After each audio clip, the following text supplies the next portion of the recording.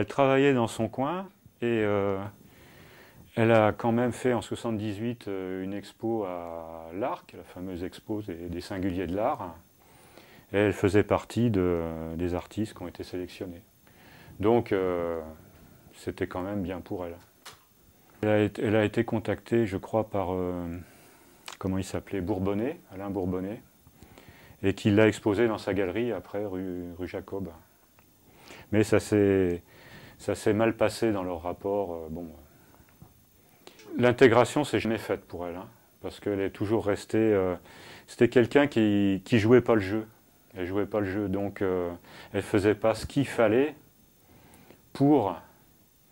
Parce qu'il y a quand même un espèce de jeu de l'artiste pour rentrer dans le système. Et elle, comme elle était hors du système, elle gagnait sa vie, disons, par des petits boulots, des choses déjà. Elle était déjà dans la marge. Elle a scié beaucoup de branches, quoi, hein, volontairement.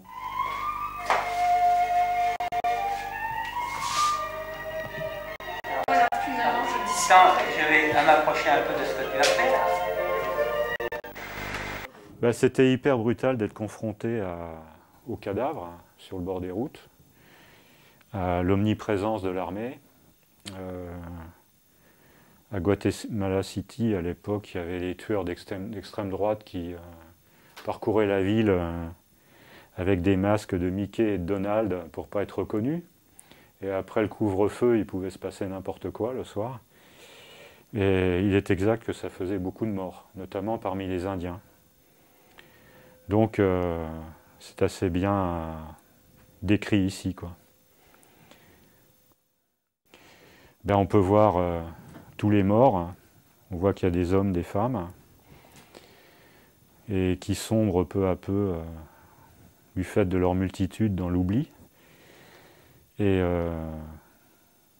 peut-être elle-même qui est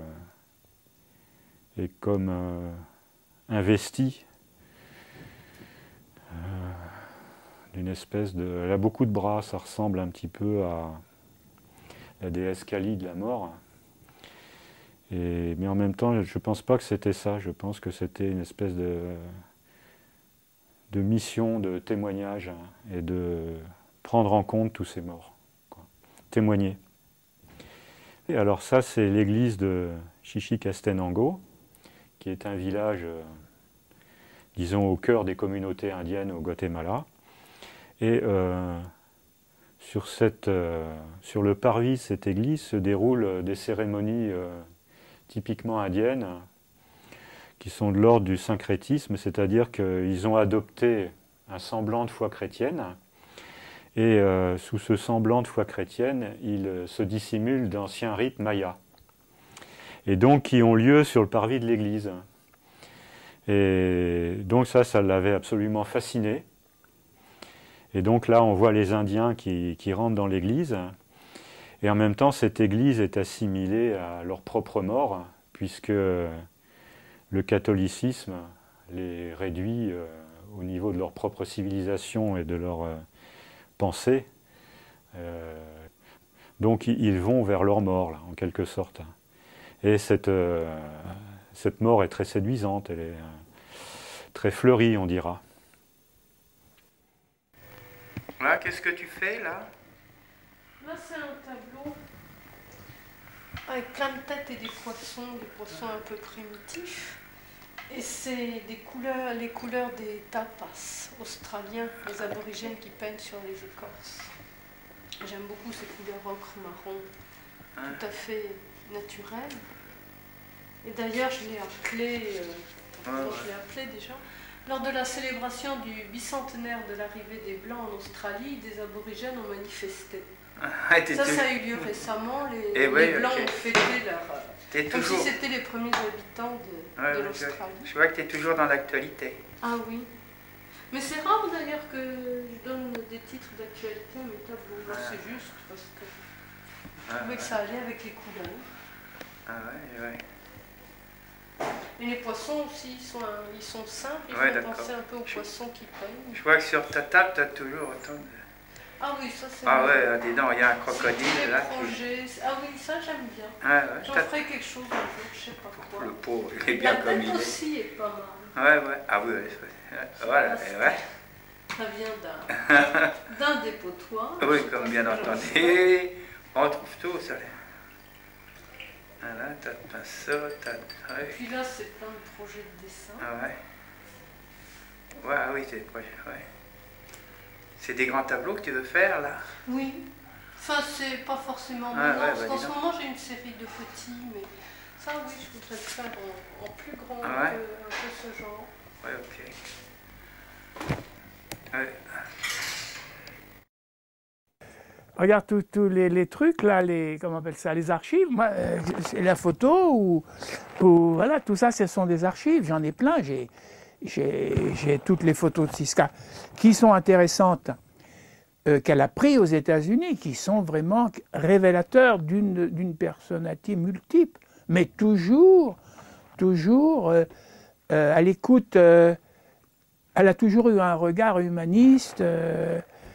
Voilà, elle n'a jamais. N'aurait jamais décidé de descendre à l'hôtel ou de frimer. Ou, voilà, non, non.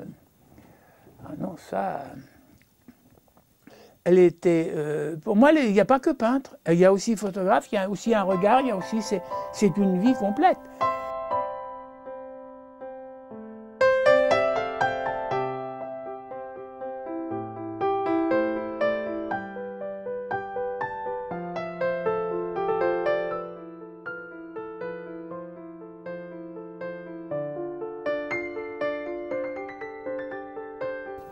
Ces tableaux sont bourrés de symboles, ça me frappe, parce qu'on va retrouver ça un peu chez les médiums, le côté médionique de gens qui font un travail qui souvent est non figuratif, ou c'est un tableau rempli excessivement de couleurs, travaillé par petits points ou par petits cubes. Et alors, on peut parler de, je n'ai pas de nom, mais on peut parler de Le Sage ou on peut parler de Modrigo. Je prends ces deux cas extrêmes. Toujours, il y a un personnage central, par exemple un personnage central, mais qu'elle a besoin d'enfermer ce personnage, soit par des...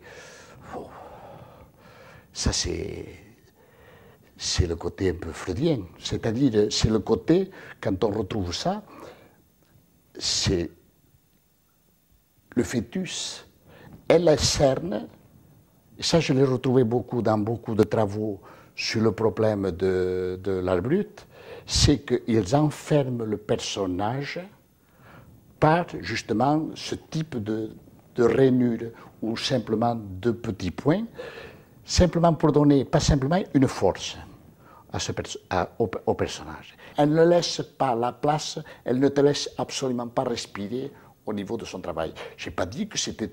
je ne pense pas que ce soit un méfait, mais elle a un besoin d'orchestrer, d'être présente à l'intérieur même d'un travail, que ce soit une chose qui soit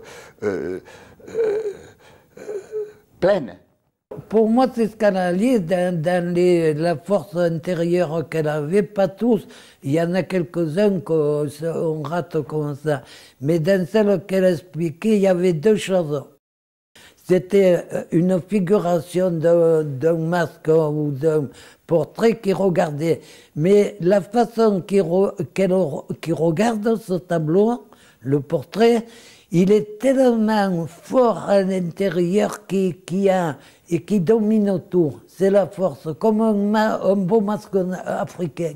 Et quand se passent les portraits comme ça, c'est des apparitions qu'elles sont, et qu'elles viennent de l'au-delà, mais qu'au lieu d'être effacées comme quelqu'un de la littérature, il effacerait à moitié tout ça, elles sont apparentes d'une force derrière, mais données par le sentiment du corps, par ce qu'elle ressentait de la vie, mais pas des Mathieu qui voulaient expliquer la peur ou théâtrale avec des masques de carnaval, tout ça.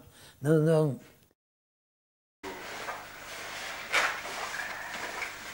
thème, c'est la tauromachie, elle est lourde. Ah oui, c'est pas mal ça. Et au milieu, c'est un personnage qui est. C'est un. Comment on appelle ça? Des siamois, humain taureau. Ok.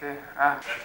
Allez, allez là. C'est cette toile qu'il m'a aidé à faire. Ah d'accord. Alors qu'il me téléphonait à l'hôpital, parce que c'était entre 2 séjours à l'hôpital. Ouais.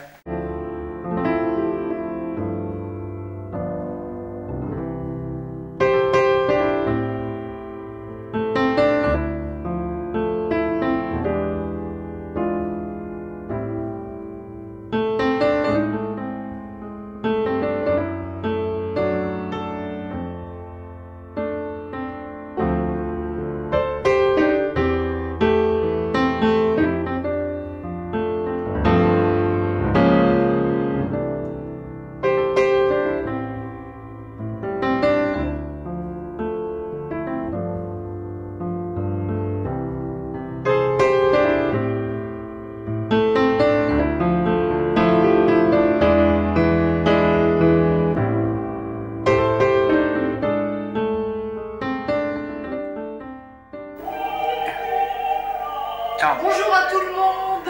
Voilà. Attends, 2 minutes, vas-y, continue. Voilà, bien, vas-y. Salut tout le monde.